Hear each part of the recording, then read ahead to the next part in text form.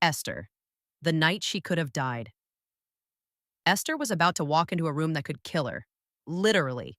One wrong move, one uninvited step, and the guards had orders to execute her on the spot.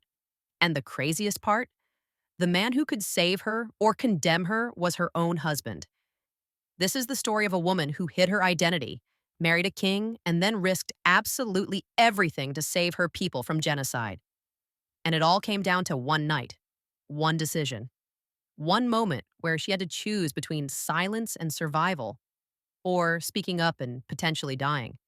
But here's the thing about Esther's story: it's not just about bravery, it's about timing, strategy, and the brutal reality of being a woman with zero power in a system designed to crush you. And when you look at what actually happened that night, you realize just how calculated, how desperate, and how absolutely brilliant she had to be. So, let's talk about it. To understand the night Esther could have died, you have to understand how she ended up in the palace in the first place. And unfortunately, it's not a fairy tale. Esther was an orphan, raised by her cousin Mordecai in Susa, the capital of the Persian Empire, somewhere around 478 BCE. She was Jewish, which, in the Persian Empire under King Xerxes, was not exactly a privilege. The Jews were exiles, a minority population living under foreign rule, and they kept their heads down. Now, Xerxes, also called Ahasuerus, was the kind of king who threw parties that lasted 180 days. Not a typo. 6 months of showing off his wealth and power to every noble and official in his empire. And at the end of it all, he threw another week-long banquet, this time for everyone in the capital. During this party, Xerxes got drunk and decided he wanted to show off his wife, Queen Vashti. According to the text, he ordered her to come before him wearing her royal crown, and some interpretations suggest only her royal crown. Vashti refused, and that refusal, it ended her career. The king's advisors absolutely panicked, because if the queen could say no to the king, what would stop other women from defying their husbands?